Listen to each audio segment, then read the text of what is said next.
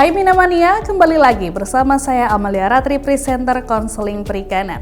Seperti biasa, saya akan menginformasikan berita pilihan bulan ini, tetap stay tune di Highlight News. Kementerian Kelautan dan Perikanan telah mengeluarkan Peraturan Menteri Kelautan Perikanan Nomor 62 Garing Permen KP Tahun 2017 tentang pedoman pembangunan dan penetapan zona integritas menuju wilayah bebas dari korupsi dan wilayah birokrasi bersih dan melayani. Guna mengimplementasikannya, Pusat Pelatihan Kelautan dan Perikanan turut menggelar kegiatan pencanangan zona integritas WBK WBBM pada 1 Juli. Pelaksanaan kegiatan pencanangan zona integritas WBK WBBM menjadi deklarasi dari Pusat Pelatihan Kelautan dan Perikanan siap membangun zona integritas. Pencanangan pembangunan zona integritas dilakukan oleh PLT Kepala Pusat Pelatihan Kelautan dan Perikanan bersama seluruh pegawai.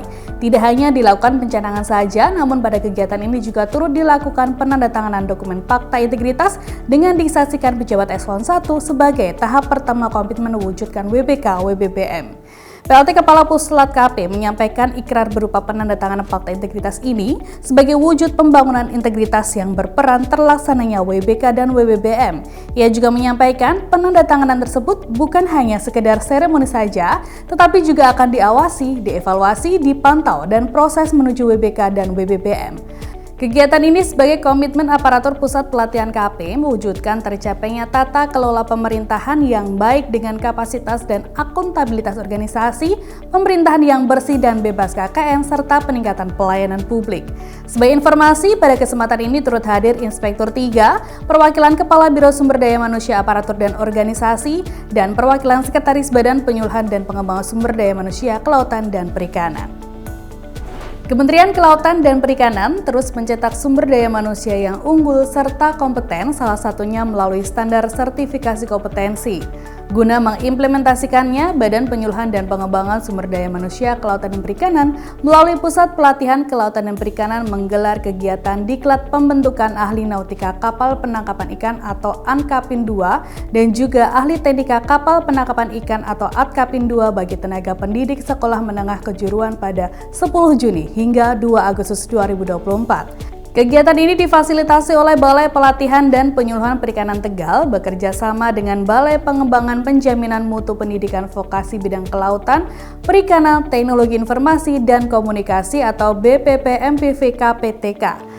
Diklat ini ditujukan bagi tenaga pendidik sekolah menengah kejuruan atau SMK dari berbagai wilayah di Indonesia dengan total peserta sebanyak 48 peserta meliputi 26 peserta Diklat ANKAPIN 2 dan 22 peserta ATKAPIN 2. Diklat tersebut terlaksana menjadi 3 kegiatan, yakni diklat secara online terselenggara dari 10 Juni hingga 13 Juli 2024, diklat secara offline terselenggara dari 15 hingga 27 Juli 2024, dan pelaksanaan ujian diklat pada 29 Juli hingga 2 Agustus 2024 mendatang. PLT Kepala Pusat Pelatihan Kelautan dan Perikanan Lili Aprilia Pregiwati turut hadir dan membuka kegiatan diklat ini.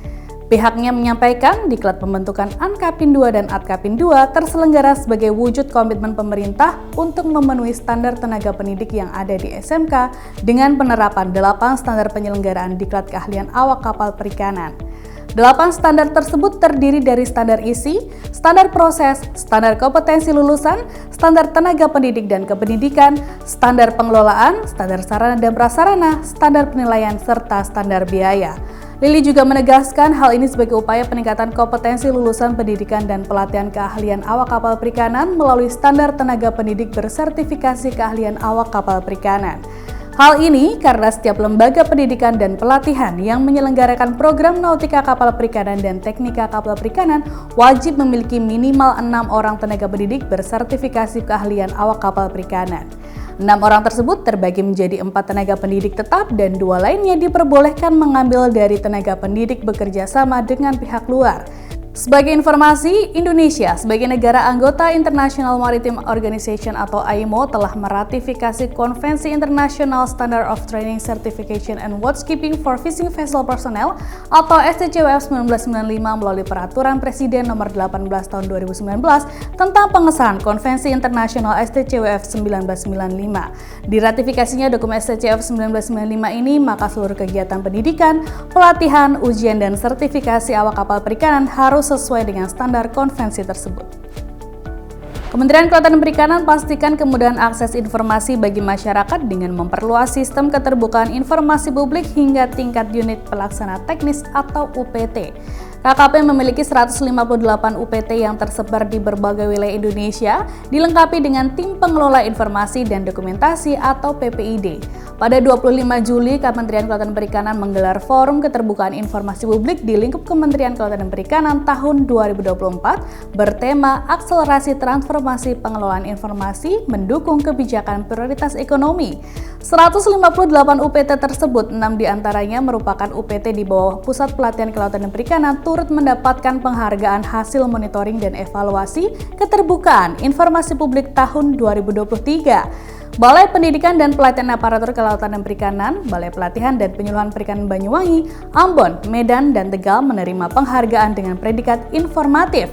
Sementara Balai Pelatihan dan Penyuluhan Perikanan Bitung mendapatkan predikat menuju informatif. Melalui predikat yang telah diterima, masing-masing UPT tengah mempertahankan predikat tersebut dengan mempertahankan keterbukaan informasi serta meningkatkan pelayanan publik yang prima. Dalam hal ini, keterbukaan informasi sangat dibutuhkan untuk menyampaikan program dan kebijakan publik kepada masyarakat dengan cepat dan terukur. Sebagai informasi, berdasarkan hasil evaluasi dan monitoring Komisi Informasi Pusat atau KIP, KKP memperoleh kualifikasi informatif selama 5 tahun beruntun dari tahun 2019 hingga 2023. Secara nasional, KKP menempati peringkat 12 dari seluruh kementerian lembaga dengan kualifikasi informatif. Dalam menjalankan tugas dan fungsinya, Pusat Pelatihan Kelautan dan Perikanan menjalin kemitraan dengan sejumlah kementerian dan lembaga untuk mewujudkan visi yang sejalan. Salah satunya bekerja sama dengan USAID Indonesia. Kerjasama yang dilakukan antara USAID Indonesia diberikan melalui peningkatan kapasitas sumber daya manusia kelautan dan perikanan pada 3 proyek besarnya, USAID NOAA, USAID Berikan, dan USAID Kolektif, sebagai Technical Lead pada USAID NOAA dan Implementing Unit pada USAID Berikan dan USAID Kolektif. Pada 22 hingga 24 Juli 2024, USAID Kolektif mengadakan pertemuan Pulse and Reflect tahun kedua dan Annual Implementation Plan tahun ketiga di salah satu lokasi plan kegiatan USAID Kolektif, yaitu Bintan, Kepulauan Riau.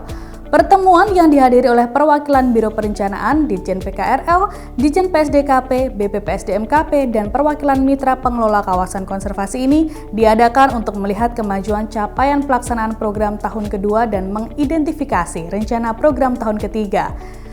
Sesuai tugas dan fungsinya, Puslat KP senantiasa mendukung melalui penyusunan GPPP, kurikulum modul, hingga pelaksanaan pelatihan.